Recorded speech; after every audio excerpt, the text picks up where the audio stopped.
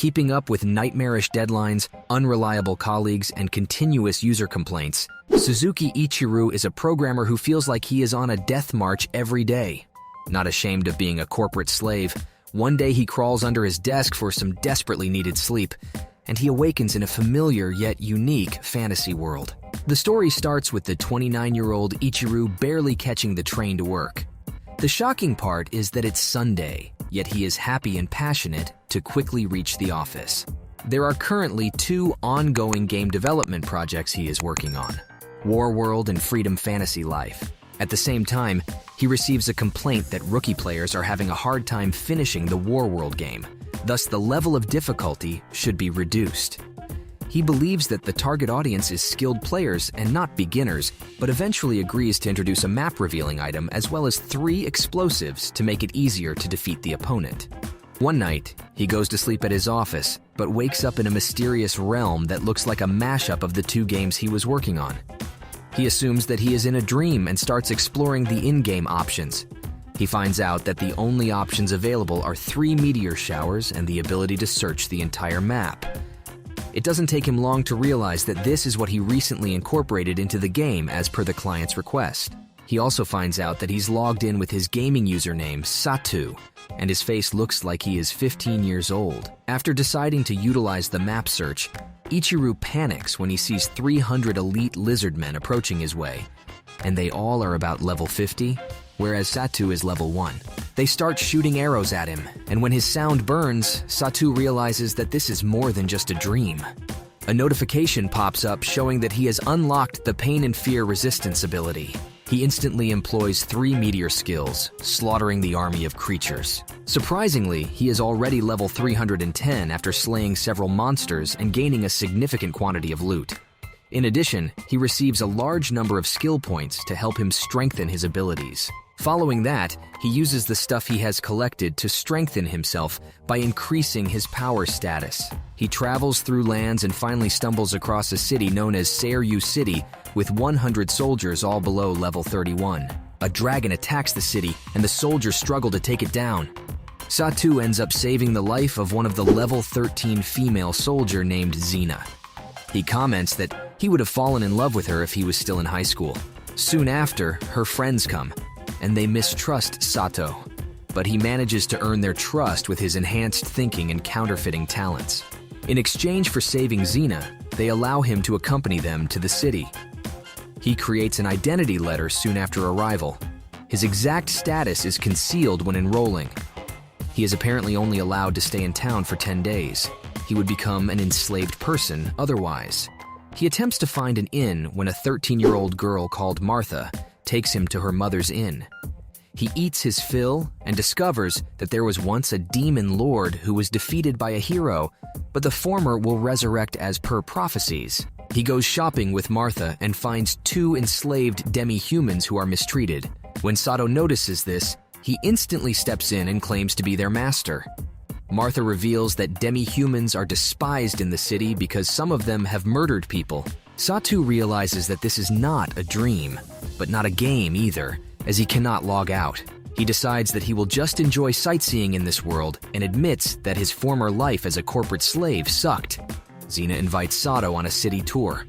They travel to the trading center and enjoy numerous delectable, exquisite foods, and their date goes smoothly. On their route, they come across townspeople hurling stones at 3 enslaved demi-humans because the priest accused them of being demon worshippers, despite the fact that it was a fabricated story to gain money by selling stones. Satu exposes their plan, but to his surprise, a demon was hiding in one of the culprits' bodies. Suddenly, they are teleported into a labyrinth by the one-eyed demon.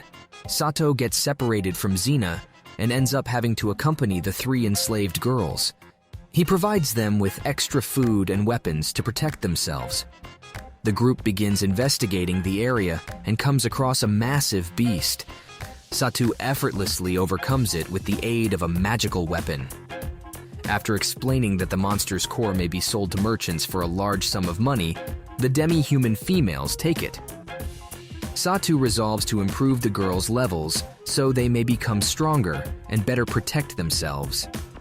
He teaches them monster fighting skills so that they may combat the monsters on their own without his help. He ultimately succeeds, but the battling exhausts them. So he feeds them and tells them to sleep so their stamina can recover. The trio travels deeper into the maze and comes upon Xena and the soldiers who are struggling to combat the slimes.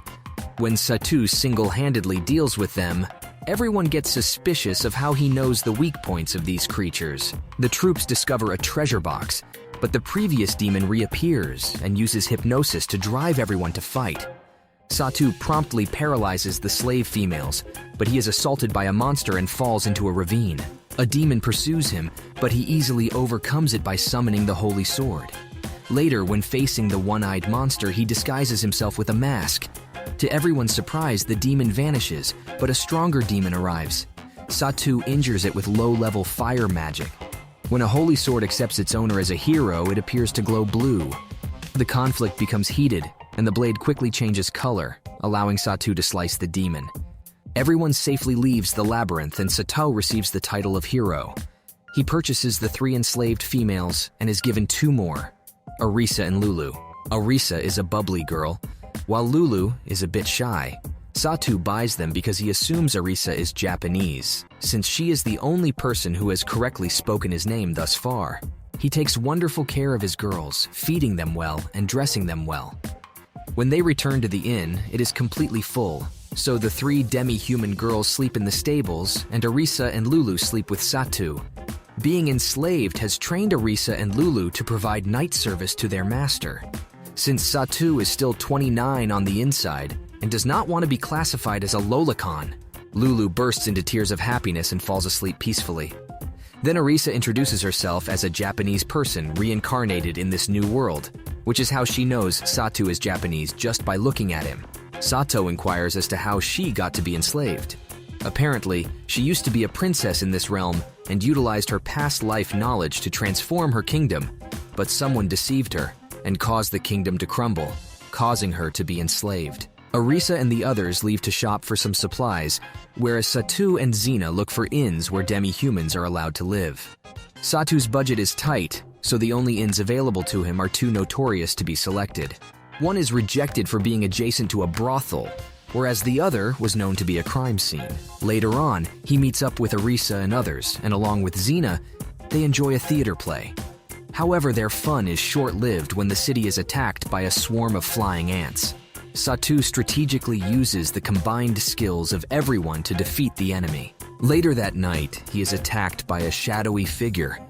After this battle, he meets a rat man carrying a princess.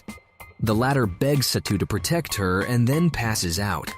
He later finds out that that princess is an elf named Mia. He visits the inn receptionist, Nadi, and asks her if there is any way to help Mia. She informs him that Mia simply lacks magic, and that the only way to heal Mia is by giving her a magic potion. But since it is too expensive, they will have to take her to a place that is rich with mana, such as the Valley of Dragons. Satu examines Mia's status, and she appears to be in good health. She possesses spirit sight and seems to be highly interested in Satu because there are numerous spirits around him. Satu then learns to drive a horse-drawn carriage, but a suspicious owl follows him wherever he goes. He returns home and finds out that the rat man has finally recovered.